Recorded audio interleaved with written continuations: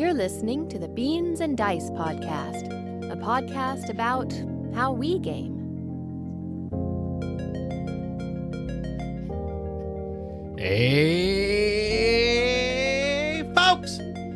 Welcome to the Beans and Dice podcast, Thursday night live call-in show. I'm Carlos. I'm Mitchell.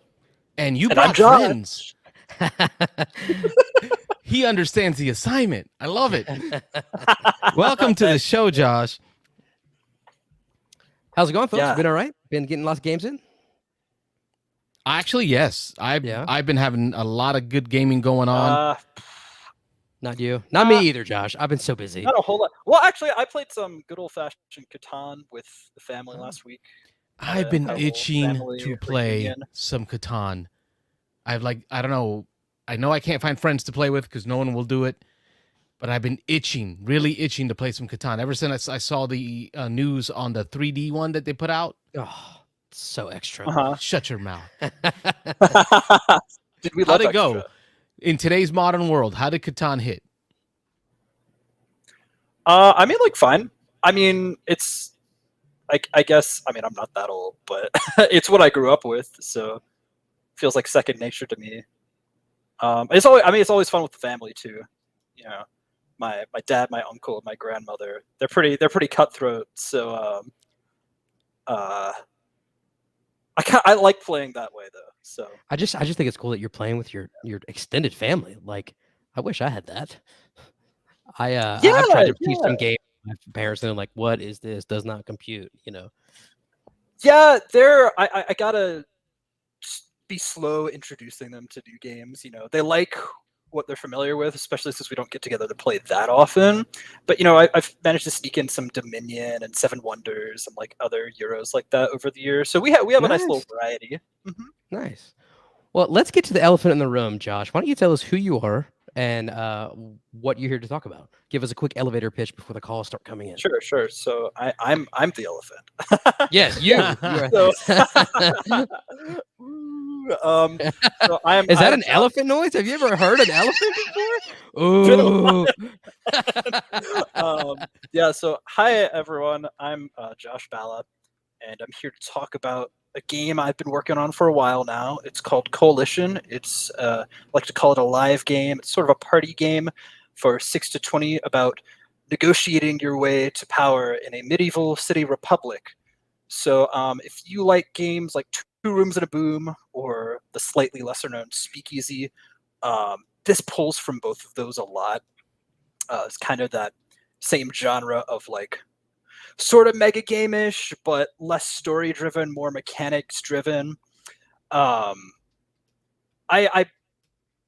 ran those sorts of games a lot in college with a student org that we had, which was just a couple years ago for me. So but the one thing I always thought to myself was, like, with Two Rooms and a Boom and Speakeasy, when I figured out someone else was on the opposite team, you know, they had that two-team dichotomy. Hey, Sorry. Oh, hey, Rob. Rob joined us. Rob. Hey, Josh, Rob. he's telling us about his game. Hey, go ahead. Yeah, so those games, they have this two-team dichotomy, and when I figure out someone's not on my team, I don't really have much reason to talk to them anymore. Unless this is like, maybe I have some gotcha ability, but not. Otherwise, it's like, no, go away, go talk to your team, go huddle with them.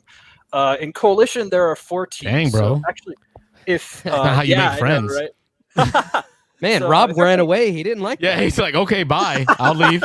If you don't mind bringing up the logo again, it's actually a nice Sure. little aid. Yeah, it's a good way to explain it. Huh? So each of these symbols corresponds with a value. So starting the left, top left corner, going clockwise, we've got justice, freedom, wealth, and order. So each of the teams of the game cares about 2 of these values. And over the course of the game, players they're all upstanding citizens of the city, and they have to write a new constitution. So over the game, they're divvied up into councils, and each council, each round has to like write an article into the constitution, and that article corresponds to one of these 4 values. And that's how you score points primarily. So since each value belongs to 2 teams, right? Like if I write a justice article into our new constitution, that means the two teams that care about justice end up benefiting from that. So you actually have something in common with most of the people in the room. Most people in the room are not on your team, but you have ways to broker deals with them, right? Because you get scored together. And that's sort of the game's central conceit is, shared scoring between teams. So I played this game 3 times now, and first of all, I want to say the first time that justice started being pronounced like that, I think I was present. So I feel proud of that, first of all. And it's from now on, it's always justice or whatever. I can't do it right, but yeah. So like I have this example up on the screen: clergy, right? So clergy cares about what is that? Order and justice. Yeah, right, and that makes sense. So then the nobles care about order and what is it? Riches, wealth. Yeah, the wealth. Yeah, right. So the nobles can maybe make an alliance with the clergy to try to pass one of those order laws, right, or bills. Mm-hmm. But the nobles are also going to want to match up with the merchants because they also have the wealth. And so it's this thing where it's like you're making, I mean, like you're saying, a coalition government. I remember whenever I used to teach government class and we would talk about political parties.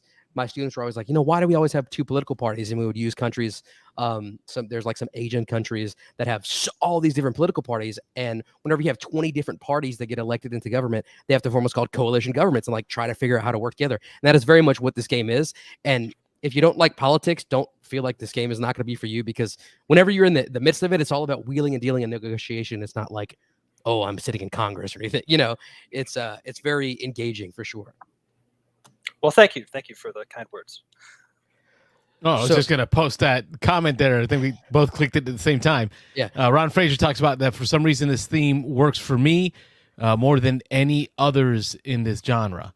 So the social aspect game, but adding this political theme to it with the different classes. What do we call them? The rebels, the nobles. Yeah, what do we call them? So each of these is a party, right? Parties. Mm-hmm. There are 4 parties. Yeah. What I thought was really cool, like I said, I've played it 3 times now, and the first 2 times I was an independent, which we'll talk about the independents eventually. But the third time I played was the first time I was actually on a party. And what happened was, it just happened that the initial council I was at, and for those listening, if you don't remember, there's 3 different councils, and you're physically moving around from table to table. So the first council I was at, we had a majority of whatever I was. Maybe it was clergy. I think it was clergy. Yeah, because I remember us saying, hey, you guys like some Jesus, as a way to hint at what we were. And so we had a majority. So what we did is we camped at that table. So we would always send somebody who we thought would pass a bill that we liked, and we would stay at that table to always be able to control it. And we thought, we're going to win, no problem. But the problem was we weren't peppering the rest of the councils with clergy. So none of the other councils were passing what we wanted. And so finding that middle ground was really tough, but in an engaging kind of way. Have you had any experiences like that where you tried to like camp at one table? Has that ever happened in other games? Yeah, for sure. So yeah, sometimes people manage to lock down their table, their council really effectively. And sometimes it doesn't always work out. I guess it just kind of depends on the player count, because you need at least 8 to have teams of 2. So something I've seen that's been effective before is in 3 players per party, having 2 at one and then 1 elsewhere to kind of gather intel and try to sway things the other way. That's something else that's I find interesting about this game. I was like, how am I going to solve for player count when I want to try to have this little pseudo-democratic system? Do we want 20 players all voting on the same thing? I was like, no. Each council is basically its own sub-game each round, and you have this macro game of so you could kind of just have to do the best you can with the people at your table, and then just hope for the best for your party with what's going on in the rest of the room. Well, joining the party with us now and looking forward to being a part of a party straight from Hotlanta, Georgia, my man, Ron Fraser. Say hi, Ron. What's up, Ron? Hey, guys. Ron, we have Josh on the line with his game Coalition. We're talking about a new design that he's got working on. What do you got going on? Right. So I had never heard of this guy or this game before. Maybe Mitchell talked about it, and it was just out of sight, out of mind for me. But your initial description of it, I have many questions. I am very intrigued, as you saw from my YouTube comment. So first of all, so it sounds like you mentioned Mega Game, and you hooked me there because I've never played a Mega Game, but I have watched Mega Games videos on YouTube, and they're very intriguing to me. But this sounds like it's limited in size because your max player count is 20. That sounds like it's more manageable. So this is for the introvert in you. I want to play a Mega Game limited. yeah. Sorry, go ahead. So tell me, like, what made you decide to go this route in designing this game, the mini Mega Game per se? I've just always really liked games with a bunch of people. I really like social experiences where I find they're good mixers, especially when your teams are randomly assigned. I also really like just coordinating people into like macro strategies. So I have always gotten a big rush at I've done some like LARP type things before too, where you'll have some competition between people and just like trying to get with your teammates and being like, okay, you go there and do this, I go there and do this. And watching either the beautiful chaos that unfolds as your plan falls to pieces, or the occasional time when all the dominoes that each of you has set up just fall into place. I find that really exhilarating to just work with lots of people to make things happen. So that was a big driver for me, like playing games like this in the first place, and then for me wanting to design one of my own. So yeah. So this sounds to me like, I know it's not exactly like this, okay, but one of my first thoughts was, this sounds to me like Game of Thrones, the social deduction game. I could see that, Josh, a little bit. A little bit. It's a little bit more. A little bit, right. More democratic than monarchistic, Yeah. right? Like, yeah. Game Game of Thrones, if it was a democracy. like Game of Thrones, like post-show after they break the wheel. Right, with Bran the Brave. Yeah. Right. Well, because even in medieval societies, I mean, if you may be wanting to form a coalition so that you can, like, say you lose a king, your king dies, right? There's no clear successor, but whatever. It like I said, it's a poor parallel, but it made me think that There's a flavor. Like a tasting, yes, but not complete, but just like a taste. I'm glad that comes through. Yeah. So actually, the game's theme is inspired by real life medieval Italy. Like cities like Florence and Venice were city republics in like the 1200s, 1300s. So they had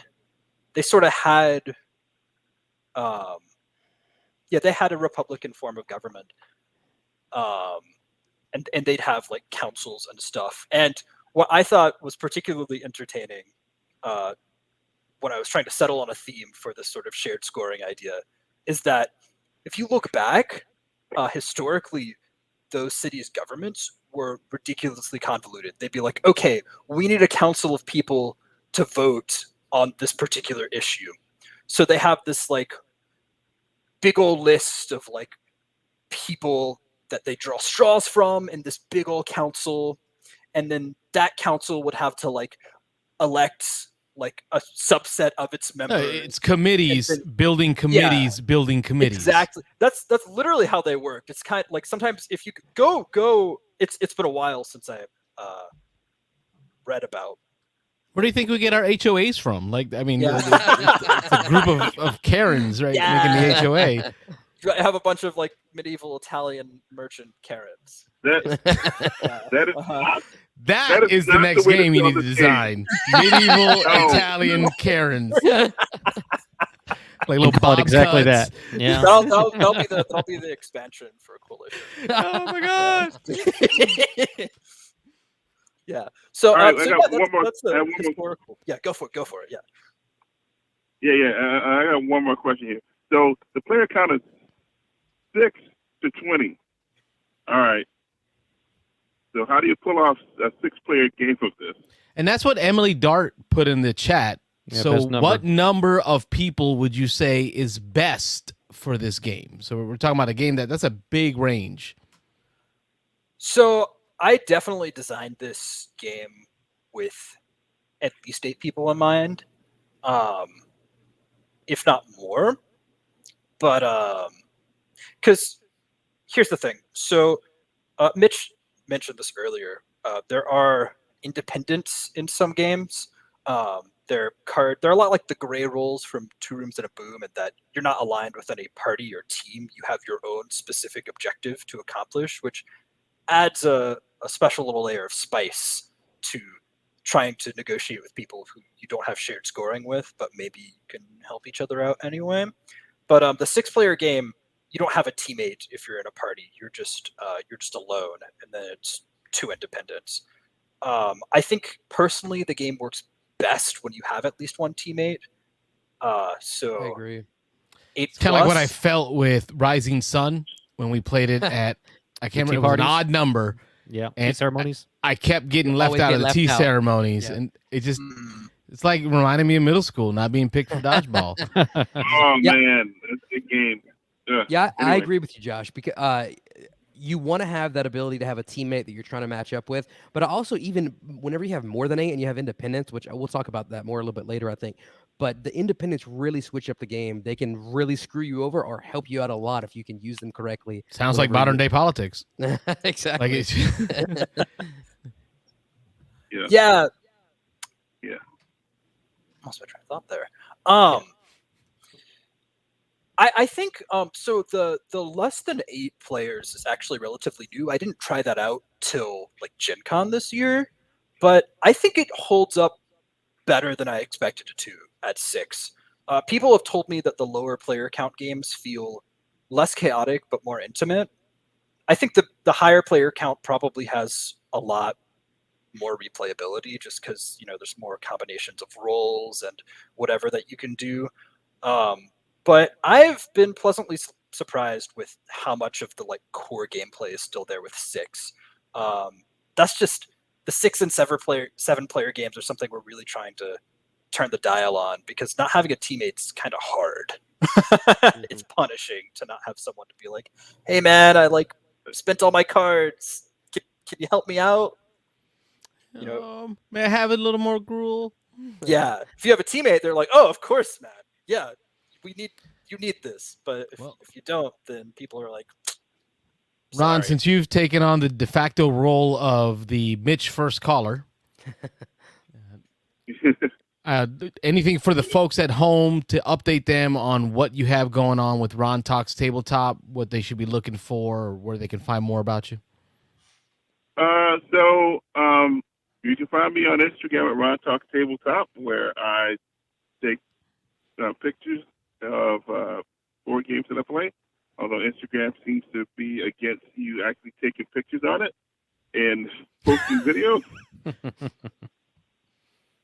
I also am on Facebook at Ron Talks Tabletop and YouTube at Ron Frazier. You'll catch me on the Dice Tower whenever I get this video edited for Marvel Remix on Board Game Breakfast at some point here. And yeah, that's it. Singlefarmers.com. I'll be at Mace. Well, it's called Gencon this year. Small convention in Charlotte in a couple of weeks. Isn't that in honor of a buddy who passed away? Is that right? The organizer of Mace passed away from cancer earlier this year. And so they're having the final mace in his honor. They renamed it Gencon. But the con is going to continue just under a different name and different ownership after this year. But it's really cool from what I'm hearing and what I'm seeing. So I'm looking forward to that. Well, we look forward to your report, and we thank you for being the first caller. Folks at home, be like Ron, call in, because that's what this is, a call-in show. I see your comments, but it is a call-in show. Thanks, Ron. We'll see you on the next one. Right. Thanks, Ron. All right, take care. Thanks so much, Ron. Yeah. That's my buddy. Yeah, some good questions. Yeah, you guys can call in and ask Josh questions, or tell us what you've been talking about. That's fine. You can take over the show. I said what you've been talking about, what you've been playing. What That's you've been what I meant to say. What you talking about, Willis? What you talking about? What you been talking about? What you been talking about? But until you call, we're gonna keep talking about Coalition, unless you want to call and join the conversation as well. So, well, another thing I want to talk about for a second, Josh, is we're kind of talking about balancing before Ron called in, and I was talking about how in that game I played, I camped at one table. I was like, oh yes, I can always get what I need through. But I think what ended up happening was, if I ally with another house for the entire game, and I'm basically helping them more than me, because it's kind of hard to explain without a visual. I'm going to put this back up, but is this the way it is on the board? Green at the top left, right, Josh? Is that the same order? Yeah. Okay. So let me see if I can get my mouse to point at this real quick. Okay. So if I'm clergy, I get my score is the bills and these two, right? Yes. And then if I'm nobles, it's here, right? Yep. Okay. So if I'm clergy and I only ally with nobles, so I'm always passing blue, that helps me. It helps them just as much if they even pass, if even one red gets passed and they have one more point than me, right? Mm-hmm. So that's what I like so much, that it truly is a coalition you have to make. Coalition basically means temporary in my mind. It's all about finding the right time. I'm a big Survivor fan. It makes me feel like I'm playing Survivor, because you have to see this big picture and like, hey, we can be besties right now and want to trust each other and get each other where we need to go. But at some point, I'm going to have to cut ties with you and go this other direction, or else I'm setting you up for the win. Yeah, 100%. I think that's one of the skills I've been developing in playtests is as we're sort of, me and our regular playtesters are sort of learning about the ecosystem of the game. Like threat assessment is a big thing. It's easy to always just, if someone makes you an offer and just be like, oh, that benefits me, sure. You can play that way, but the people who win are gonna over time, again and again, are gonna be the ones who can assess that and be like, okay, actually we could go this way and that would benefit both of us, but you're ahead right now. So what if I fought you on it? Right. Contested. And so like I said, the first two times I played, it was in a game where the player count was not a multiple of 4, so they were independents. And the first two times I played, I was an independent. And I don't remember what it was the first time, because this was a while back. But the second time, I know there were 3 independents. There were two lovers, and what's the other thing called that pairs with the lover? The patriarch. Yes. So yeah. I was a lover, so I didn't care about politics. All I wanted to do was end up on the same council as my boo, right? But so I had to figure out who my boo was, but I couldn't just like out there and say who I was, because actually you were the patriarch. I was. If you did out there and say who you were. Well, okay, but here's the problem. So my objective was to end on the same council as my boo. So the way it works, Carlos, Robin, those of this thing, if you get elected by your council to go and pass a bill, you pass on to the next council. There's 3 different councils. So what I wanted to do is be the one that got elected and move on to a council where my lover was and stay there, right? So I don't remember how, but like somehow That's I found creepy. out you were. That sounds real creepy. Like I want to be with my boo, but not let them know, they're my boo. I'm just watching them. Well, here's the problem. From afar.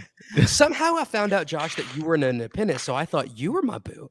I don't know why this has become boo, his lover. And so I was like, hey, so I hear, and you're like, yeah, I'm an independent, but you were the independent that was. So almost from the get, we knew that we were diametrically opposed. So then we both had this goal of figuring out, okay, who am I trying to get with?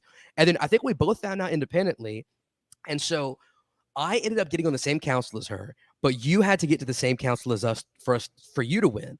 And so you were one council behind me. And the thing is, I don't care what bills are passed because I'm not one of the parties. So I walked up to the council you were at, because there's a round in between voting where you can like go and talk to the other council members. I said, if you guys do not elect Josh, I will give all of you a card, which is what are the cards called?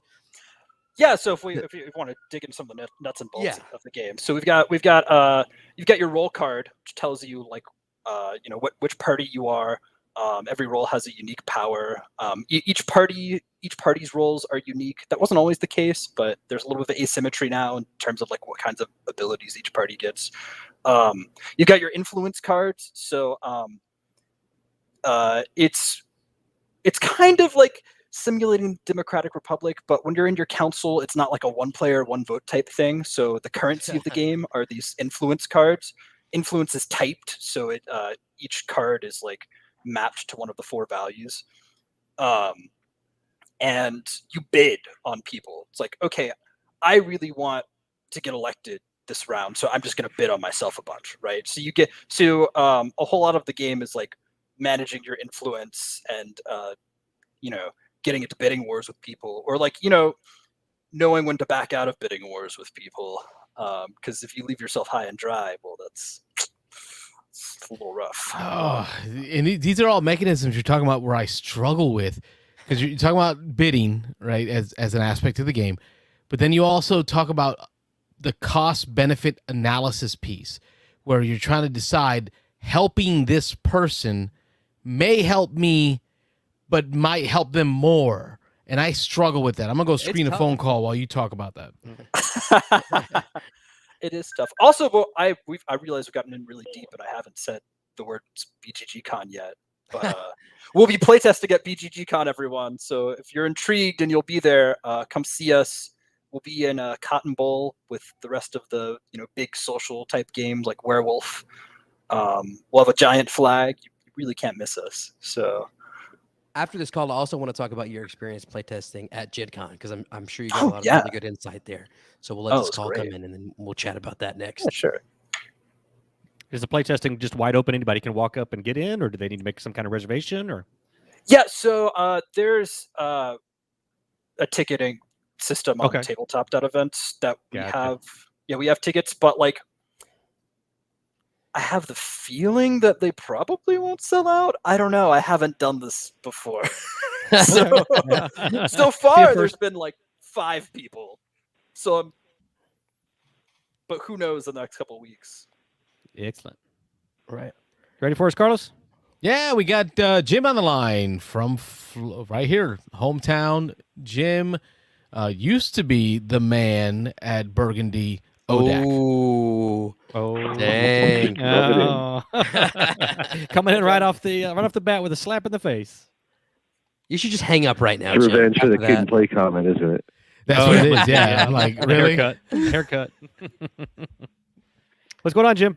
Hey, Josh, wanted to ask you a couple questions. I really like political games, and I think I've even forced some of the guys to play Deep State with me. I think I've also played Shazam. Sorry, I couldn't hear what somebody said. Oh, Josh said he hadn't played that one, Deep State. I haven't played Deep State. Man. Oh, look! I really like it. It's different. Do you ever play Shazam? Shazam? Is that how you pronounce it? Shazam? Are you speaking English right now? What? No, it's weird, but it's got this cool artwork. It's like line art. It's a black box. Am I right, Jim? A black box with line art for the characters. It's a very political game. Mike Lorenzo can talk about it. I think he was one of the backers of it too. I'm just wondering what games. That's what I was wondering. What games you played that brought you down this path to create this kind of game, and I did sign up for your mail list, so I'll be looking forward to it. Cool. Thank you. Thank you. So 2 Rooms and a Boom's a big one. Speakeasy, a little lesser known, but that's also a big one that I've done a few times. Played a lot of Secret Hitler in the couple years after that blew up. So just stuff that involves wheeling and dealing, or like simulating a democratic process. I think those were the biggest inspirations for sure. What about the Resistance? I mean, that was big for me. For a while. Yeah, for sure. That whole all of these I've played the heck out of all of these like sort of mafia evolutions, you know. So yeah, Social Resistance, deduction, Avalon. voting. Yeah. Yeah. Well, another one is Corporate America. I don't know if you ever played that. Nope. Not, That's good to know. I'm happy got to see you on the show. I signed up for your list. I'll definitely be. It looks like a very interesting game. well, thanks, man. Appreciate it. And I'm gonna look these up. Deep State, Corporate America, and I don't. It's like Is it- S. How do you spell that other thing? That I was trying to noise that he find. made? I was trying to find that thing on on Shazim? BGG, but I don't know. CHAZ. I tried CHAS. SHAZ. So I can't find it. SHASN. Oh, this looks dope. Okay, I'm gonna have to give this a try. Okay. I'm just. Yeah, I'm just The I artwork wanted to alone bring is it- gorgeous. The one thing about that game, Shazin, it's the whole basis of it is you get a political question, and based on how you answer it, you get assigned to a not political party, but a political like left or right or whatever. Uh-huh. And in the directions it says, "Oh, this is intended to bring people together." And I kind of read through some of the cards and playing a little bit. It kind of does a little bit the opposite at times. Wait, answering questions affecting the game? What is this? My father's work? Come on, we got to stay away from that kind of stuff. No, it's are you pro-life? Wow. If you wanted, That's supposed to would you bring people overturn Roe together? versus Wade? And like if you say yes, you get a red card. If you say no, you get a blue card, and you get there's different political spectrums, and then you get discs based on those, and it's a kind of a placement. Yeah, I don't think Coalition goes Placement that deep. games. It's like, do you want wealth or do you want order? It's not like these really Right. separating. Yeah. Do you believe in topics. fracking? No, we're not going that deep. There's lines. It's a really cool game, but you got to get people that are a little bit above the disagreement part of it. Yeah, like thick-skinned, right? Yeah. Yeah, that's one of the questions right there. No, this looks cool. Thanks for mentioning all these. Yeah, I mean, you have a great time losing all your friends. Jump in. Just instant Jim. friend killer. See, and But the is more, this the game more as different color funny cards as- you get, the more power you get in that area. Jim, is this game as funny as Wild Serengeti at UAM though? Oh That's the no, real no. question. No, nothing chance. can match that effing giraffe in the effing water. That's an experience. Yeah. I'll never forget. Well, Actually, thanks Dan for and I were calling in, talk- Jim. Thanks talking for the about that. questions for Josh. What were you saying, Rob? I'm sorry. I just say Dan and I actually were talking about that when we were out of town this weekend. He brought It it will up while we never were sitting at die. the table. Yeah. That giraffe will never die. We're gonna be like 90 years old, still telling that story. That That's what I MFing love about giraffe. gaming. All right, Jim, we will see you at Your Turn Con next week, right? Single day Yes, sir. tickets just went on sale for you folks at home. Single day tickets. If you can't make it to the whole weekend, jump into a single day. And there's a flea market, right, Jim? You're going to be there? I am going to try to do the entire thing as much as I can. No sleep. Friday to Sunday. I'm Nice. waiting to see if people are actually going to really play like straight through the night, and that'll. And I think I've got more longevity than most, so we'll see. Oh yeah. So for 2 nights, I can stick it out. Friday night, Saturday night, I think I can do it. You guys are crazy. Sunday is going to be the flea market. So, y'all, I think it's going to be open to the public as well. Jim and I'll be But- crashed during the flea Get it market. closed Go ahead. down. Con attendees get the first hour before the public can get in. So with a flea market open to the public, I feel like that's going to bring in more people to bring their stuff in because it seems to be a wider audience. Show up. I'll see y'all then. Thanks, Thanks Jim. for calling in, Jim. Have a good night. Thanks, Yeah. Jim. You do. So Jim brought up your mailing list, Josh. So maybe you ought to plug like your website and stuff real quick before we get too deep into this, in case people do want to follow. Yeah, sure. So, can I drop a link somewhere in here? Sure. If you, I don't know if it'll let you, but it'll let us. In the Do you have chat? this tab on the right where it says comments on your screen? Yeah, I do. Yeah, so you should be. But Able I to don't type see it a in. type in little. there? I don't see a little dialogue box for me. Though is the problem. Well, if you want to send it to Mitch in some format, he wanna can text copy it to me paste it or into send it to the Sure. chat room. Here you go. Yeah. Oh, look, Wayne said he's going to create a thread on Discord Oh, sorry. cool. He's talking about something else. Never Oh, mind. something But yes, else. we will put it in Yeah. the Discord as well. We can do that too. Yeah, we'll put it in our Discord. Yeah. That's not a bad idea. We'll create a separate thread. I gave Wayne all the powers so he can handle Discord stuff. I don't do technology. Admin the Discord. Yeah, I'm good with him having that. Yep. Let him take That's been the best part about meeting up with people is like finding people that have skill sets that I just don't have, like organization, timeliness, breaking off little bits here and there. consistency, all those skill sets. English. English, a grasp of the English language. My English is not very good looking. Yeah, sure. So Josh, I know Odak talked a little bit about it. It came up, you know, the whole Wild Serengeti piece.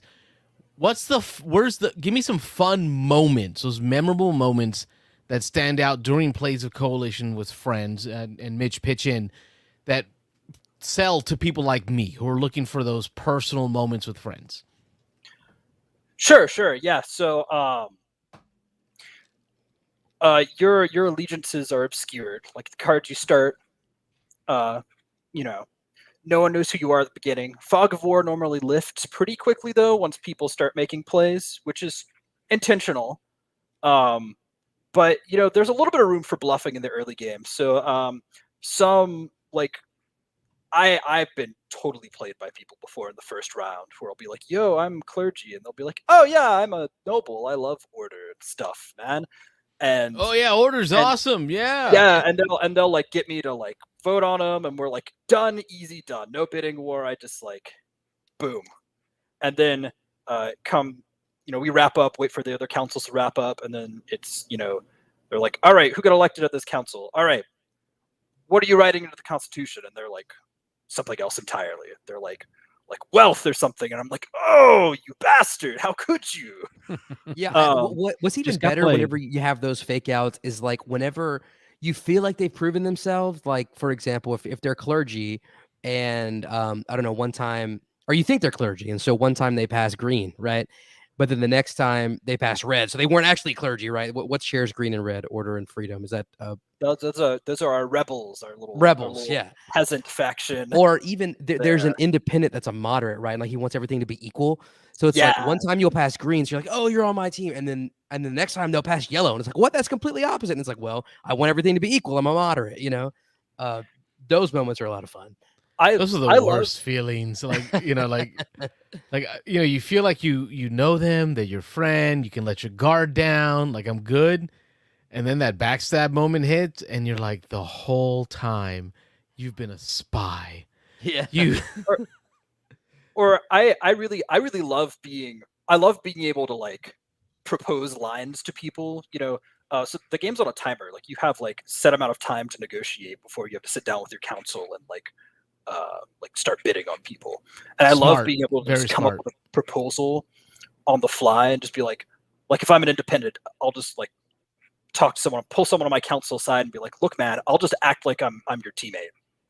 Like if you scratch my back, I will just do whatever you tell me as long as you promise me we will. Well, some roles can't do that, but some can. I love doing stuff like that, Exactly. There's a lot of those independents where it's like you don't care what the final board is, so it's like, hey, I'll vote however you want if you do what I want you to do for you. Absolutely. Yeah. And, someone asked here, how can I play your game? I guess the answer for that is go to BGGCon right now. But yeah, go to BGGCon's a good one.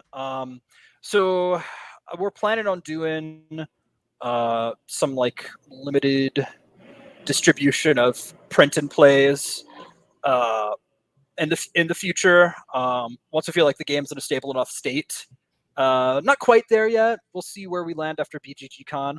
So either eventual print and play sometime like, I don't know, spring, summer next year, or we're going to be taking this to a bunch of cons. So BGGCon is going to be our last one for this year, but 2023, we're really going to be ramping it up, trying to big things or just like smaller local stuff in the South. Like we're just trying to get it in front of as many people as we can. So BJ's mentioned Sobo. BJ, he was able to get one game in, I believe, at Sobo this past year. The problem is, and correct me if I'm wrong, things may have changed, but with Sobo moving back to the fall, you're hoping to be on crowdfunding before the next Sobo, right, Josh? Maybe change? Yeah. that's a possibility, but I'd like to sometime. I'd like to have it ready for crowdfunding sometime late next year, but it'll be ready when it's ready, I think. Right. Yeah, don't rush it. So yeah, no promises, but that it might Sobo might align very well with that campaign. Or it Oh, might look, not. yeah, BJ just We'll said see. launch it at Sopo. That's a great Yeah, idea, that- BJ. yeah. I like that. I Yeah, like And we're that. gonna that need would some be- deets on when Sobo's happening because I've got to say that trip to Sobo is something my family brings up regularly. That trip to Louisiana was amazing, and it's definitely something we want to do again. So we're gonna need some deets on the Sobo stuff, BJ. Dates are released. I don't know them offhand. I'm going to find them real quick. Yeah, jump But in the online. meantime, Josh, I want to hear about your experience at Gencon in the first exposure playtest hall. Can you talk about that for a little bit? Oh, I'd love to. Yeah. First exposure was phenomenal. I mean, they're pretty confident when they say they can guarantee you get players. Actually, one of my slots, I did not get players to fire. And I don't know. Everyone acted like that was an anomaly, and they just said, "Hey, man, we'll just reschedule you for the next time slot." And sure enough, people showed. That one time was like I think my 8 a.m. slot on one of the days. Yeah. So I was like, "Yeah, Late all night. it makes sense. There's not a whole lot of foot traffic, but yeah, first expo. God, where do I even begin, man? It was just cool to be around so many people in the industry, and also so many people who are just like games and want to give feedback, regardless of whether they've worked on a game before or not. I think my favorite memory at first exposure was running a 6-player game for a family of 6. Oh, wow. That was so fun to watch unfold. They were just Christmas was they were- never the same again. nah, man. They were just like they had such good banter. I was like, this is incredible. Yeah. And so you got some good feedback, right? You made. I think the last time I playtested it had changes as a result of playtesting at Gencon, right? Yeah. So we got a lot of good notes from people who've been around the block several times. So that had a big influence on the current iteration of the game for sure. I don't know, if anyone out there's sitting on a design, I think taking it to stuff like First Exposure or like Unpub at other cons, I highly recommend. For me personally, it wasn't just. I mean, the experience was great, but the deadline too. If you've been sitting on a design for a while and you're like, oh, I don't know if I'm gonna get serious about this or not or whatever, like, pick a con. Sign up for Unpub or First Exposure and be like, okay, I'm doing this. Yeah, kind of put So your you'll money need where to your be- mouth is, right? So then you got to get your game ready to be played by total strangers, and that'll get you in gear. I promise. Yeah, good point. I know you met a friend of the show, Evan Halbert, over there. That he didn't get a chance to play the game though, right? No, unfortunately not. But yeah, I ran into him at the designer meetup. That was a lot of fun.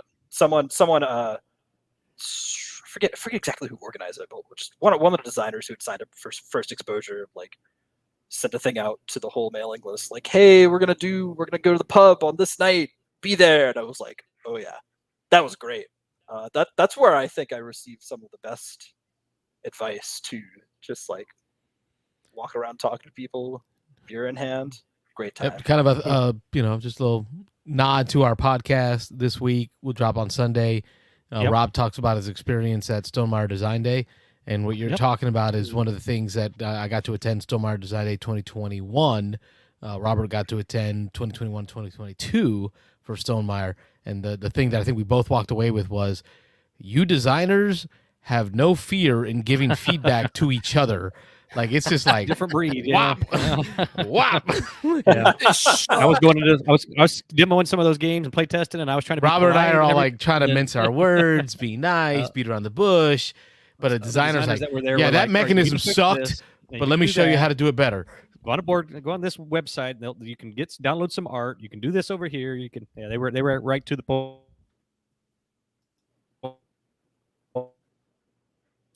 So yeah.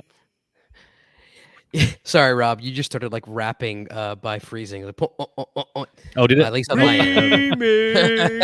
Oh. Full Optimus Prime there for a second. Yeah. So I guess that, Josh, how do you handle taking feedback? This is your baby. I mean, after every time I play tested, we've kind of had a roundtable, and you're like, all right, talk to me about it. How do you approach that, knowing that people might be ripping your baby to shreds? First of all, I'm a bit of a perfectionist, so I usually appreciate it. I kind of like getting my butt kicked at things. I think that's part of why I like board games so much. When people completely thrash me at something, I'm like, okay, well, now I know how to do better next time, right? So that's generally, I try to bring that mindset from my gaming, or I picked up like saber fencing recently, so I try to bring that attitude there. But that's what I try to bring into my designs. If people, however brutal the feedback is, it's only gonna make the final product better. Sidebar: and you need to tell there's a me couple. where you're saber fencing in Southern Louisiana, because I need to be there. Tuesday nights at the Thomas Park Rec Center, man. Good to know. Thank you. Sorry, continue. Yeah. No. Oh, it's been a lot of fun. Anyway, so yeah, that's what I try to bring.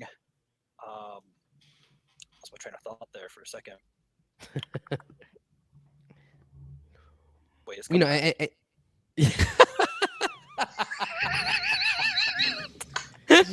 Just mechanisms floating around in there. Yeah, the wheels are spinning.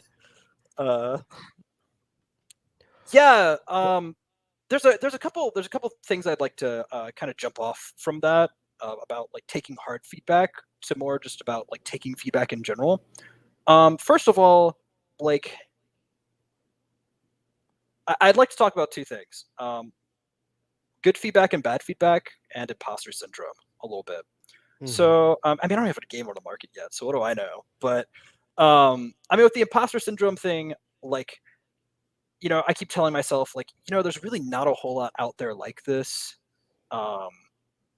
So I know I'm attempting to address a niche that hasn't necessarily been done before. The whole game of the size and scope specifically with the shared scoring thing. That's the basis on which everything is built. Is the 4 teams, they each have things in common with each other. Right. Everything else. I remember last time I played, that was one of the discussions we had during the feedback, is how do you market this? Because whenever you think of, at least for my game nights, whenever I think of 8 people playing a game, I'm like, oh my gosh, we're going to be playing for hours. Remember that game of Rising Sun we played that took forever at my house at one time, Josh? It was fun. This it was fun, but it took forever. Coalition, under an hour easy each game, right? Mm-hmm. Easily, because of that timer. So yeah, I agree that marketing is going to be the hardest thing to figure out, and who you're creating it for. Describe it. Yeah. Right. That's if anyone listening to, if you want to just get in the comments, if you have suggestions on what would you compare this to, I think about that all the time. Seriously, I'm how do I tell people, what are the touchstones I give people? Well, when you talk about shared scoring, right, and then this player count, one of my immediate draws is Stonemaier Games Between Two Castles. Right. So yeah, you're kind of tied to the 2 people next to you. You're tied to the people left and right of you, so you're not really changing who you're tied with, but you're kind of semi co-oping with them. That's what I think of. Yeah, but here's the thing: I don't really like the game Between Two Castles, Making Love, but I do like Coalition. So, but we can I wouldn't draw too many similarities. Thanks. See, well, people, I've seen people who like these sorts of games play this, and they all are pretty fascinated by that central mechanism. So I know I have something good, right? To answer BJ's question, Everything else, Carlos with the lightsaber is the one who wins. That's it. Oh, he's got to go get his sword. I have a feeling that the lightsaber will defeat the sword. Just saying. But let's not cross streams. Is that what we're gonna do here? Okay, we'll do that. Go ahead, Josh. Sorry, Josh. Continue. That's a nice longsword you got there. It's Narsil. You ever do like chemo longsword, man? No, I would like to, really but fun. I haven't. Yeah, there's It's not a easy whole how lot it's going fast on how around we here. get sidetracked here at the BGGCon. Yeah, sorry. Anyway, And how Luis we is do. asking if I can Yeah. show the logo again. Oh, There's the logo. Yeah, so I know the foundation's good. So when people talk about the rest of the mechanics, I'm like, you know what? We could axe everything else. Like honestly, like from day one, I've been like, this is the foundation. Tear apart everything else. I don't really care. Like if you can help me find something that accomplishes what I want for the game better than what I already have, that's awesome, right? And without me paying you royalties all day. Yeah, for sure. The other thing is like sometimes I've gotten like a little bit of bad feedback before, and by bad feedback I mean just like people just don't like the game, and it's just like not for them, you know. And like not every game's for everyone, but like there was like one tester at Gencon seemed to have a really bad time because like he just wouldn't. He was just like, oh, this is secret info, and he just didn't want to share anything about what like his party was or what he wanted to accomplish. So of course he had a bad time with the game because like he wouldn't like offer up info about himself. Yeah. So he just got really stuck on that, and he was just like, I didn't like it. And I was like, okay, well that's fine. Like not everything's for everyone. I'm gonna make art that I like, that hopefully a subset of other people who will play it with me also like, right? Yeah, BJ's mentioning so that's Carlos it. and Jay. Josh, whenever we talked a while back, I remember I told you I had a buddy that works in the industry. That's Jay. I told you I was getting you in touch with him, and I haven't done that yet, so I'm sorry. But BJ, thank you for reminding me, because yes, I think they would be able to help as well. Sorry, I cut you off there based on that comment, but continue. No, but that'd be great, man. That's pretty much all I want to say about like feedback processing. All right, so the part that I like to talk about when it comes to production of games, the part that really interests me, has to do with the logistical piece. You know, having worked in the printing industry for almost 5 years myself, dealing with printing cards, getting colors right, getting proofs created, creating artwork, all that fun stuff is what I kind of dig and enjoy. Have you gotten into that part, right? You're talking design, you're talking rules. Have you started figuring out how am I going to actually put it to paper piece of it? What do you know? A little bit. We haven't talked to any manufacturers yet, so we're not that far into like the logistics piece of it. But we have an illustrator and 2 graphic designers. And this is all very recent. Like Gencon happened, and then I was like, okay, I'm getting serious. So we've kind of been getting the ball rolling on sort of like developing like a visual style, I guess, for the game. And in the coming months, we should have some pieces to show, and hopefully pieces to show at cons and stuff, and get feedback on, so we can make tweaks before we try to print any of it. The game's mostly card-based, though, so I'm hoping that makes things a little easier down the line when it comes to manufacturing. But do you intend to see. include the scoreboard? I know you kind of use a dry erase board whenever we play. Is that going to be included as well, you think? Yeah, there's definitely going to be some sort of scoreboard like component in the final game. I'm not super sure what it's going to look like yet. Hopefully some sort of like, I'd love some sort of fold-out whiteboard. That'd be pretty sweet. So you could keep the box smaller, right? Yeah. Just a dry erase size box just filled with cards and just a board. Yeah, that would be rough. Well, look, some stuff that looks like some, like, I don't know, like Yu-Gi-Oh toy packaging or something where you have this like giant thing, but instead of the like like card holder thing, it's like a whiteboard and then just like a little pack of cards like stapled to the front of the plastic. That'd be kind of funny, actually. No, because I remember Jamie Stegmaier talking about shelf presence being so important, right? His decisions in the size of the box for like the Wingspan Asia and the expansions. I mean, it matters, So yes, you can fit it in a smaller box, but will it have the presence that the stores or the retailers are looking for to make your game stand out? So there's a lot of decisions that you'll be moving forward to, and those are the ones that I'm looking forward to hearing some follow-up on as you proceed on that. I remember he had posted like a poll, and he took a picture of somebody's shelf, and he said, which of these boxes stands out the most to you? And it was staggering based on, the boxes that were a little less imposing, almost like nobody would click on them. I think one of them was Furnace, because I think on one of the sides of Furnace, there's like the name is not there at all. And it's literally just like gray with like a little bit of a logo or something, and nobody clicked on that one. And Furnace is like a well-known game, but its box doesn't have that presence. So that's a good point, Carlos. That's important. This is the only way to play Coalition is to go to a game conference. Currently, right? That's the case. It will eventually come. Yeah. Currently, we're trying to get the game a little more stable before we release a print and play. But right now, like we're iterating pretty rapidly on like some mechanics. So yeah. Now I do think this is a game that will probably get the most play at a con kind of setting because of the required player count, or a really big game night, or maybe a game night at your friendly local game store or something like that. That's the kind of niche I think it's going to fit into. Yeah, for sure. It's I know the market. I know there's not a whole lot of games like it out there because the market's just not that big for this sort of thing. But that's okay. Like if Coalition became like a convention darling type game, that'd be pretty sweet. Next game, where will it be offered? Player count 6 to 20. We will be playing, running 6 playtest slots at BGGCon in the evenings. That is the next time it'll be available. So and then we'll see. In theory, Coalition could play more than 20. It would just be limited by cards, right? Yeah, so that's something I've talked about before with my team. Like we were just kicking ideas around.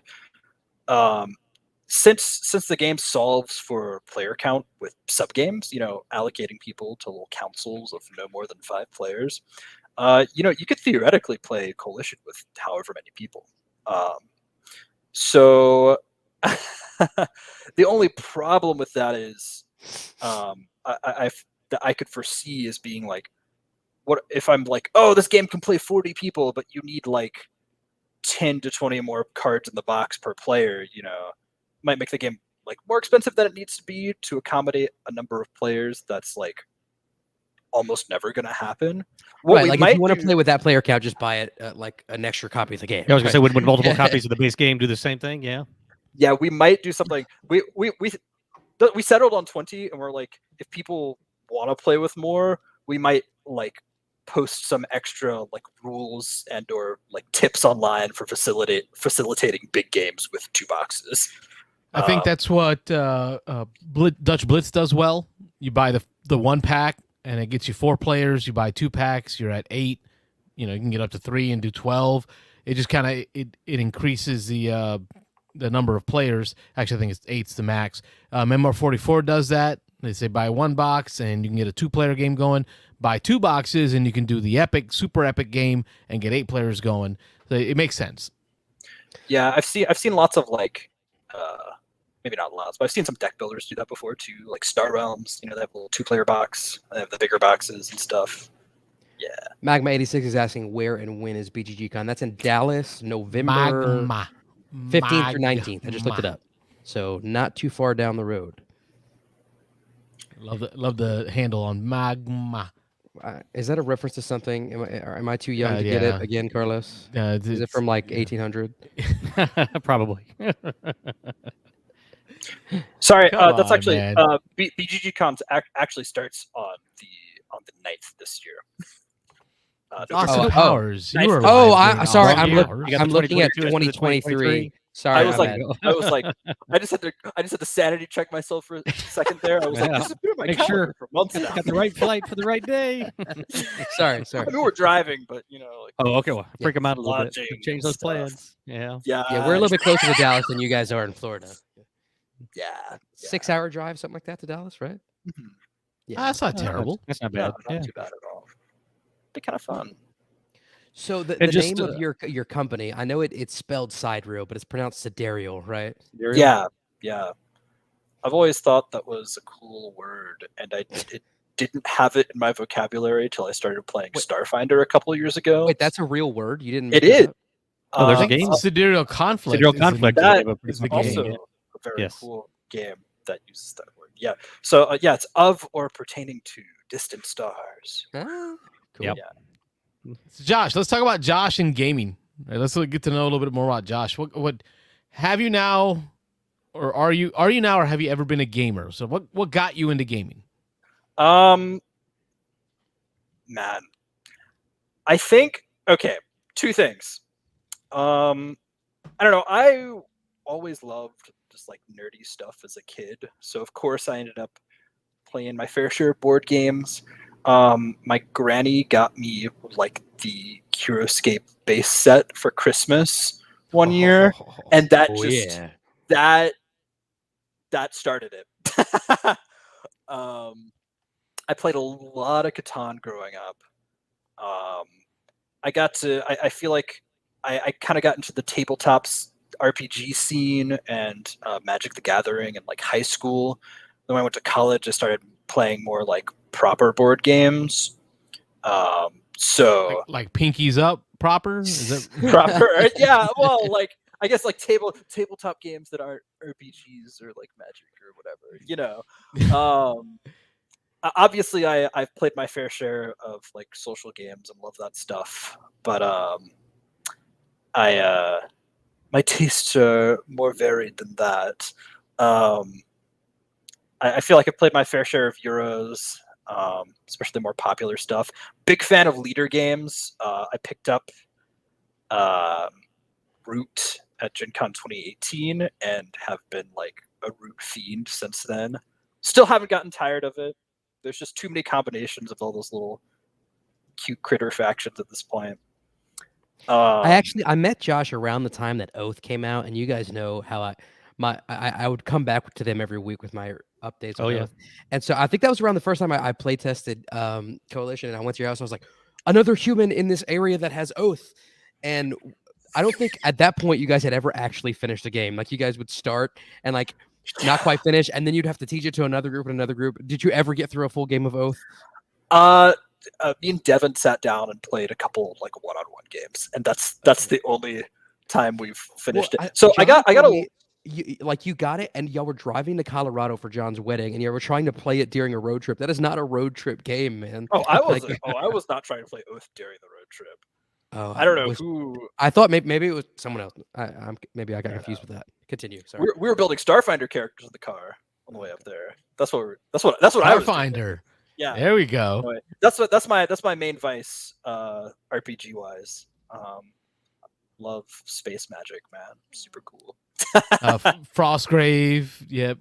I think it's similar. Yeah, that's more of a minis version. They made the space version of it. But who's publishing Starfinder? I'm trying to remember. Paizo? Yep, Paizo. Yeah, Paizo. We had a question here. Do you see a move to group game public settings? Do you know what that means? Sorry, Lewis Post. I don't understand. Does anybody understand that question? Ooh, group gaming in public settings. So almost like the LARPing, a group game like this style of social game, but more like in a public setting.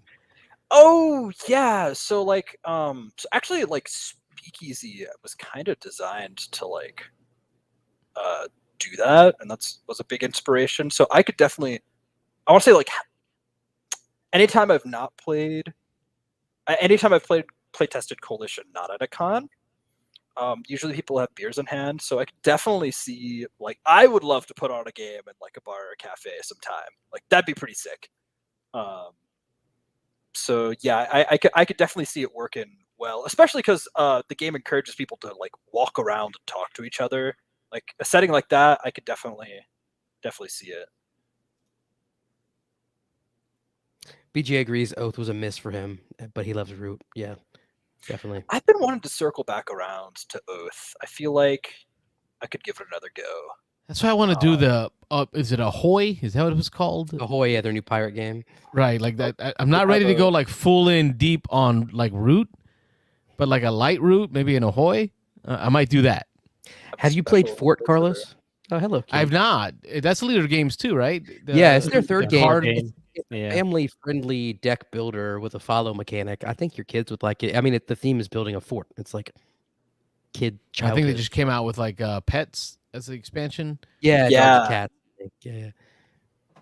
And then they have Arcs, their space game, like space opera. That I don't know. That did not appeal to me. I didn't. It didn't pique my interest. That is a I love- Calico. Is that the color scheme on that? Yeah. Is that what they call that? Speaking of board games, Calico. Yeah. Calico. Calico. Actually, I own a Calico, but I don't own Calico, surprisingly enough. Rob will tell you you're fine. Yes. You can pass on that one. Hey, look, Josh, BJ mentioned, so once a month, we started last month, we're going to be having board game nights at Jet Coffee in Lafayette to get people hyped up for Sobo. He said we should try to get a game there one night on a Friday. That'd be great. Of Actually, Prohibition. I had a couple friends who showed up, I think, last time, and I didn't know it was going on until the day of, and I was running Starfinder that night. But I'll make sure I make it out to the next one, because Yeah, I wasn't there either. I was on a Girl Yeah. Scout camp out, but I'll be hopefully at the next one. yeah, I love. I mean, I love coffee. I love games. Definitely be there. What So a combination. I got a plug for Rev though. If we're talking about like coffee and Lafayette. Anyway. Yeah, all these people in Florida totally know what you're talking about. Yeah, But that's fine. Totally, That's fine. no. That's all right. Do your Louisiana I thing. gotta say, Lafayette was still one of the kindest cities I've ever been to. Was it- Mm. I still can't get away from my experience at Taco Bell and how awesome the service was. Like, it's like If he finds a what good world Taco am I Bell, it in? sticks with him. Yeah. Like there are napkins in the bag already. Like, this is awesome. Oh man. Yeah. Good time. Fort has my stamp of approval for sure. For whatever Yeah, I need to yeah. try that's that one. worth. Yeah. Looks good. It's fun. Yeah. It's very different from all their other games. It's not super asymmetric. You know, it's slightly based on the cards you get, but I don't know. It was kind of like a breath of fresh air from Leader Games. It's a fun one. I recommend it as well. Cool. Well, we're getting Yeah. past that 10 o'clock hour, so at this point we can get to a spot where we're giving out those final updates to the folks out there. Your chance to call in, it's coming to a quick end here, so if you want to get Last in, shot. 813-618-7099. last quick second. I want to talk a little bit more about that public gaming space. Conversation that was brought up in the chat. I think Lewis may have been who brought it up. Yeah. In the chat. I guess that's one of my favorite things to do, is play in public spaces. I know Rob and I have played in many weird, random public spaces. Every Christmas we do the boat parade with the family. Oh, we got a call coming in here. Let's take a look here. You screen that thing? Why not? Beans and Dice Podcast. State your name. Where are you calling from? Hey, Carlos. It's Chris Nelson. I was watching your interviews. Oh, Chris Nelson of Florida Blood Bowl, also known as Florida Man himself. Oh, yes, sir. Welcome on. What you got going on? Well, I'm finishing up painting my team for Euro Bowl. Josh and I are headed out, I believe, next Thursday. We fly out to Malta to represent Team USA, and I just thought I'd give you guys a call. I think they're going to be streaming it online for certain teams, so you might want to check it out and see if you can see us, and we'll be posting online as well. Who's doing the streaming? Where can we find it for all the Blood Bowl fans we have? I don't know. I know the different teams have done it over the last few years, so I'm kind of expecting that they'll be probably posting it to the Facebook page and also to the website. So that's this weekend? It's going to be November. Oh, wow. I don't have the dates. I wish I had the dates now. Make sure. We fly out November. It's that Saturday and Sunday. make sure you post up, at minimum, post up on the Florida bubble if you find any links. I would say post up to the Beans and Dice channel on the Facebook with the links. That way, our folks, I know we have Blood Bowl fans in our group. You know, maybe a half dozen or so, but they're players. So throw them into the Beans and Dice channel because I'm hearing there's going to be a lot more contribution from the Florida Blood Bowl community to the U.S. Blood Bowl community. My understanding is Chaos Cup is moving. Did I hear that wrong? I can't say. Okay. Yeah, I heard a rumor. I heard a rumor too, but nobody's confirmed it yet. So I'm trying to get the little birdie to confirm it. Yeah, I heard a rumor, and I'm pretty excited for what I heard, but I can't say for sure. See, nobody official has told me anything. I just heard rumors. And James Luff is running stuff all over the place now. He's running something in Kansas City for Games Workshop, which is super cool. Oh, wow. They got him out in Kansas City. James Luff from almost closer to like the Daytona Beach area. Right. And then there's a big one coming up. I believe it's in March of next year. It's posted on Facebook as well. It's a team tournament happening in Savannah, Georgia. Have you seen that? No, I did not see that. It's called Safari Bowl, and it's going to be in Savannah. And I believe last check there was like 16 teams already signed up, teams of 4. Team Blood Bowl is fun. Blood Bowl. Yeah, lots of people from all over. There's going to be people from Mississippi, Louisiana, all over. Now, I've been trying to cross-pollinate a lot, right? I'm trying to get my Blood Bowl friends into some board gaming, trying to get my board game friends into some Blood Bowl. Have you made any steps towards that board gaming world? Well, I play a board game when it's out. I've got my own game cabinet, which I haven't been able to touch because my kids and wife don't play too much. My favorite game is probably Northwest Passage, but I'll play a lot of different card games, especially. I'm looking right now. Guillotine. Oh, yeah, that's a good one. And then, of course, if you can get the players, the best game ever made is Axis and Allies, but nobody ever wants to play. You got to join up with our friend Zeno. He's always got a group of people that play. Yeah, I love that one. So, but yeah, check it out online. Me and Josh will post up. There's a lot of good tournaments coming up, and even while we're gone, there's one for camping happening. Oh my God, I was telling Wifey about that. That's in November, right? Yeah, right here at the beginning of November. In Jacksonville, they're camping and playing Blood Bowl. Folks, if you've never... Okay, we talked about public spaces and gaming. That came up as a topic.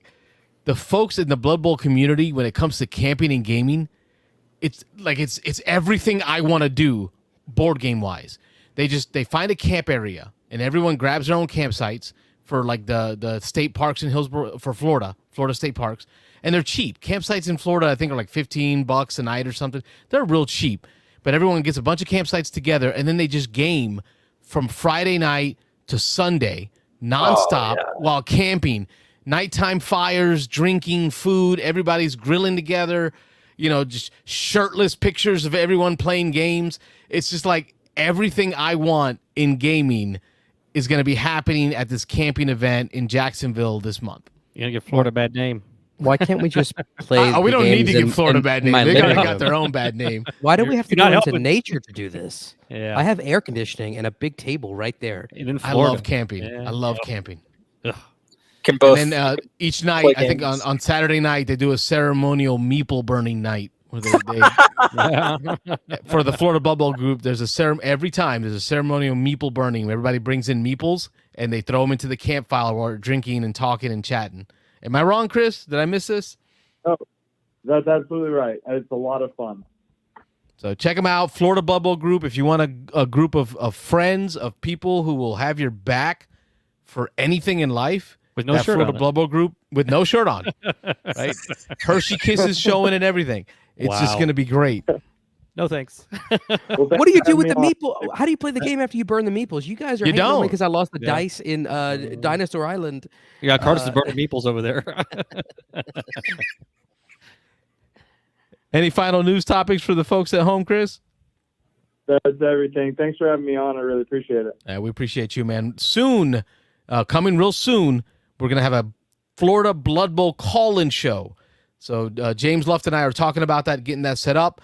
Yeah, Mitchell's like, I'm out. You can have that. It'll be a different night. It'll be like on Friday nights. We're going to do a Florida Blood Bowl call-in show. So just get ready, folks. Be ready. More information coming out. Have a good night, Chris.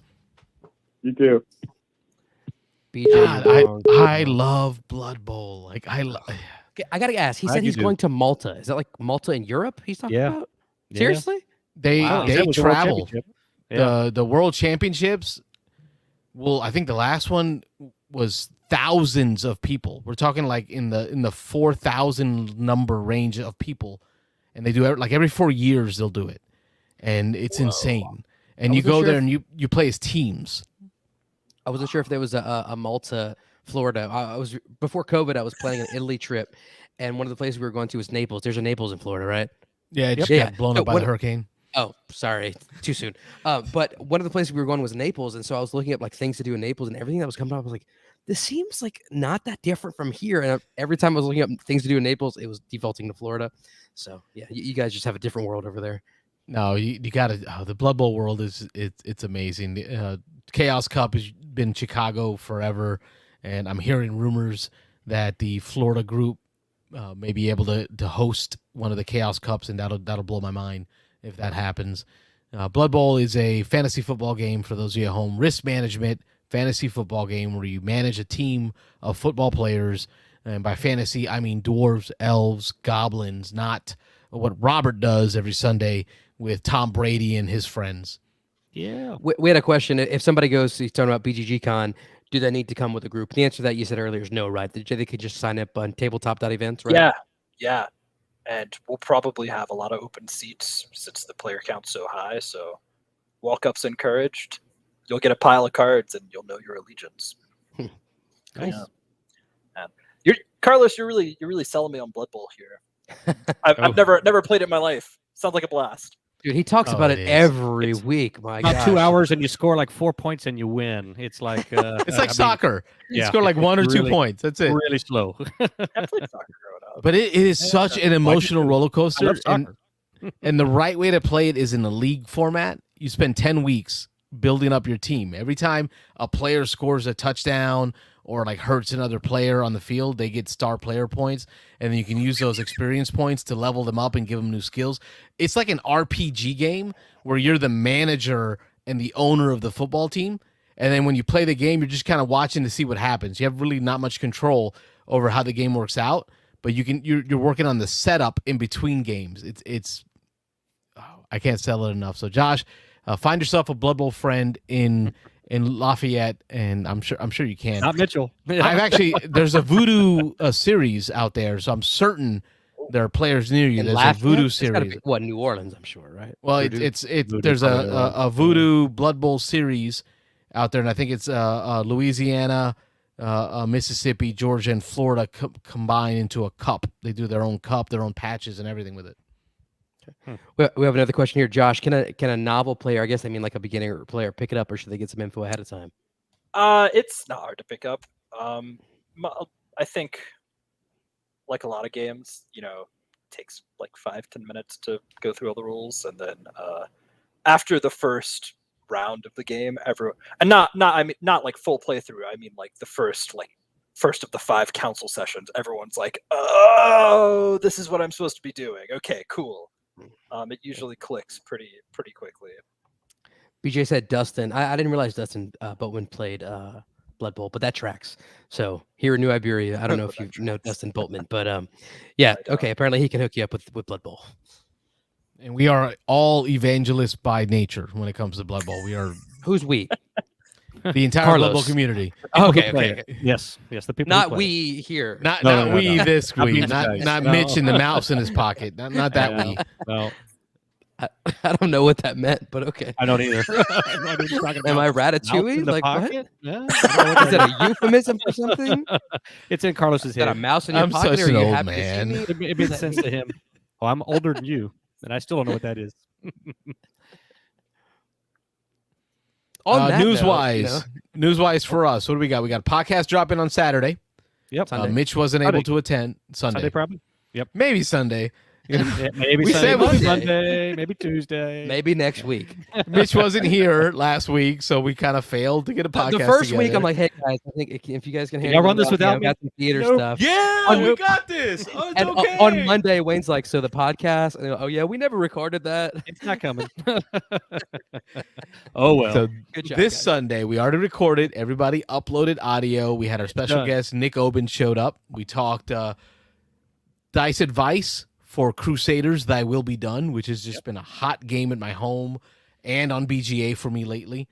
And then being the played. goal is to get Oh, go ahead. Crusaders Divine Influence played at Your Turn Con next weekend, so we can follow up with a part deux. Is that how y'all the Louisiana say part deux? Dude, don't ask me. No. No, but we can do part 2 of that conversation with the Divine Influence. But we're also have Robert talking about his trip to Stonemaier Games. So check it out Sunday. That'll drop. Outside of that, any other news from y'all folks? My world right now is theater, not board games. Fortunately, but unfortunately for the topic that we're discussing right now, You can have other interests. It's okay. yeah, I'm allowed to. Good, thank you. I appreciate it. Yeah, it's okay. He won't camp with us Blood Bowlers, but he'll go camping with the Girl Scouts. Girl They'll Scouts? do that. Oh, The difference is my family? daughter, Carlos. If you came from my loins, maybe it'd be a little then it'd be a little different.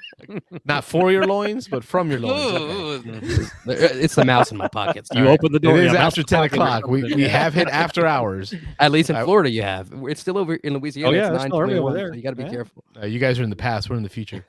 Yeah. That's it for us news on the Beans and Dice. Josh, wrap it up with letting folks know where they can find out more information about Coalition and about what Josh has got going on. Yeah, sure. Check out our website. I know we dropped the link in there earlier, that sidereal.games/coalition.